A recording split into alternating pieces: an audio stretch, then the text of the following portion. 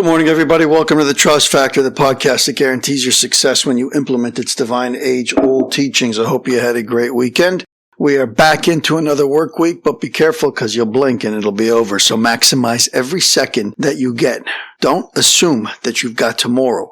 That is a perfect segue into what we're about to talk about. We're continuing on this conversation, the last difference between somebody who has trust in God and somebody who doesn't. And it says over here that the one who does applies himself to fulfill whatever he can of the duties that are connected back to his creator. What does God want me to do? That's the only thing I'm concerned about. It's not the what ifs on the extremes of life. It's the reality today. Am I doing what I'm capable of doing and what I should be doing or not? And it says he thinks about his outwardly thoughts and his inwardly thoughts because he thinks constantly about his death and the arrival of the day of his ingathering of his soul into the next world. Death, my friends, death and dying is a natural motivator. And it is not just a natural motivator.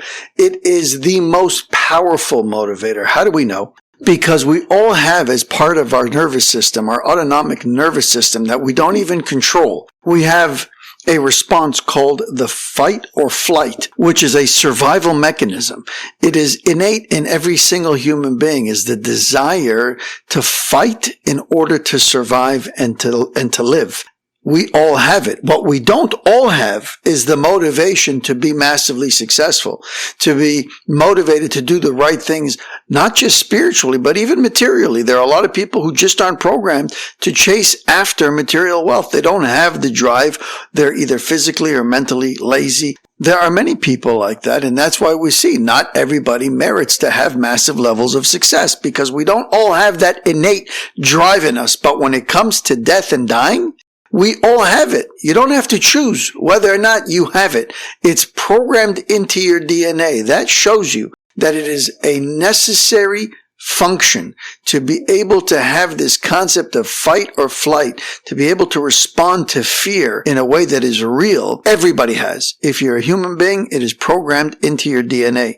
And that's because it's a real motivator. Let me give you an example of how I've used that in the material world. Oftentimes, in business, when you're an entrepreneur, when you're putting your neck out on the line, and it's not just as an entrepreneur, anybody, at any time, in any given situation, when you're faced with a difficult decision, when you're faced with a challenge that you're not sure that you're going to be able to overcome, death and dying is a very powerful way to be able to motivate you to do something that you wouldn't otherwise do. And it doesn't necessarily have to be contemplating your own death. It could be looking around and just recognizing that there is this concept of death, that this world is just a temporary place. When I grew my business, at one point, we went from a very small facility of a couple thousand square feet to almost 20,000 square feet, almost 10 times the size of the building that I was in, which was very, very daunting. My business was relatively young, and I had to make that step because the walls were closing in. We just needed more space. We were growing. It was a good problem to have. But to go from, 2,000 square feet to 20,000 square feet is a huge jump. And I'm a very conservative person by nature. And so for me, it would have been a lot more palatable to go from 2,000 to 5,000 or 7,000, something more manageable. To go to that great of an extent meant that my expenses were also going to go up equally, exponentially. My payroll would have to go up, my maintenance would have to go up, the fees associated with the facility, all of the equipment that's in there, so much more would have to go in just to keep the place warm. Our expenses would go through the roof, and we didn't necessarily have all that excess cash flow. But I took the chance anyway. I did the analysis of the pros and cons, and it also didn't help that when I was looking, there was no inventory. The industrial market was at 0% vacancy. All the buildings were full. You couldn't find one. I found that building, I made the decision, and we struck and we moved forward. And I remember vividly being very nervous. I remember coming in to inspect the facility after I'd already signed the lease and being nervous and being in this big plant and thinking, how am I going to do this? And speaking to my creator and saying, the only way I can do this is with your help. And then it also helped me that around that time, for those of you who are in Canada, you'll remember that there was a story, it's still an ongoing story, believe it or not, almost 10 years later, of Honey and Barry Sherman, two very, very wealthy philanthropic individuals, pillars of the community who gave a lot of money to Jewish institutions, not necessarily religious ones, but to Jewish institutions. Very wealthy family, worth billions and billions. Now they say he was worth somewhere around $10 billion.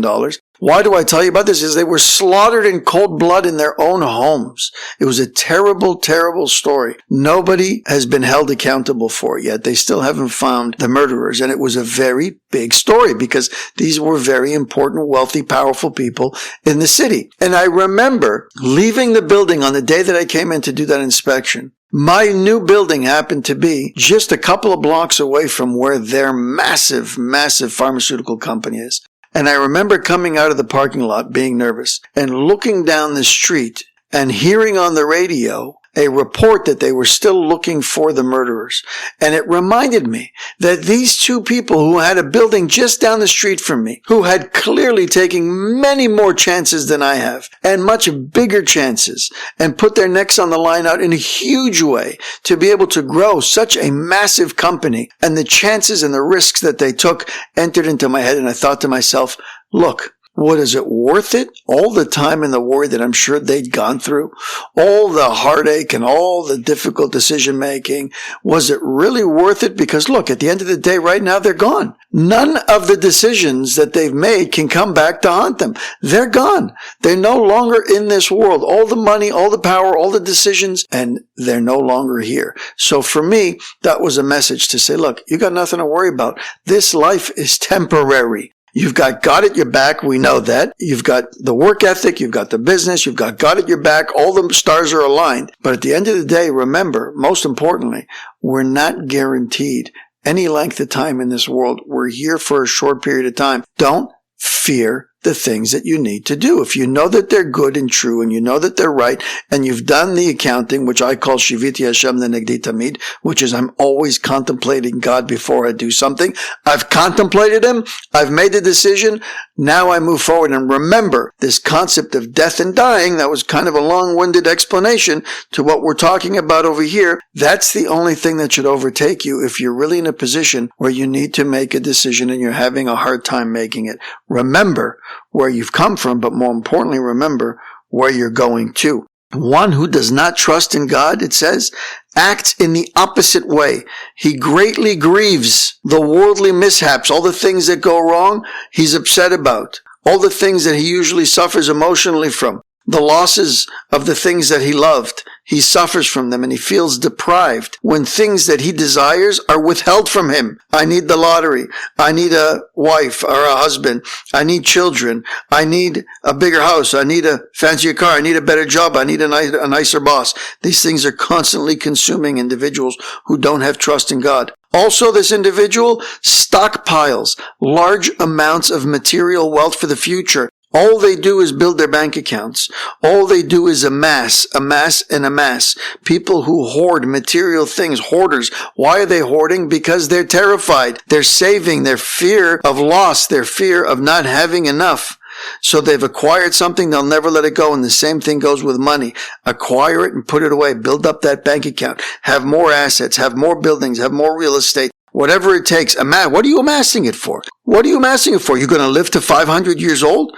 What? I don't understand. They're so busy amassing that they're not busy enjoying it. That's the biggest downside, is not recognizing that you could be enjoying the fruits of your labor because you're so busy trying to amass more. As if it says he was secure against passing away. We behave in a way that you think you're going to live to 500 years. Just keep amassing wealth. It says over here, you think you're going to live forever? You've convinced yourself. You've forgotten, and it doesn't help that society doesn't remind you, you've forgotten that this is a temporary life. So just keep amassing and keep amassing, right? As if his days will never expire and his life will never end. He does not remember his afterlife, and therefore he busies himself only with matters of his current world. He does not contemplate matters of his spirituality, his needs to prepare his provisions for his afterlife, and how he will fare in his final destination in the world to come. Bottom line, his confidence in living a long life in this world drives him to have extensive desires for matters pertaining to his material existence. We're not driven for our spiritual existence because we don't see that world. You're not always thinking about the world to come. You're always thinking about this world because you're immersed in this world. It makes sense. The smart money pulls back every once in a while, once or twice a day, 3 times a day, and contemplates. Remember, this is temporary. Remember, there's an expiry date, that there is a world to come, that there is a spiritual world, that you have a godly soul, but you also have a material body. So feed the material, we get it, but don't forget about the spiritual. If you forget about the spiritual, that's when all the challenges, the emotional and mental challenges come. That's where the anguish comes from. That's where the anxiety and the depression and the OCD and all the different challenges that people have, emotional challenges, come when we don't feed our souls, when we're too busy just feeding the material. Remember, you're made up of both, so you have an obligation to feed and care for both elements that are inside you. That wraps it up for today, my friends. We're going to finish off this chapter tomorrow, then we're going to summarize it, and then we're into chapter 6. Have an amazing day, my friends.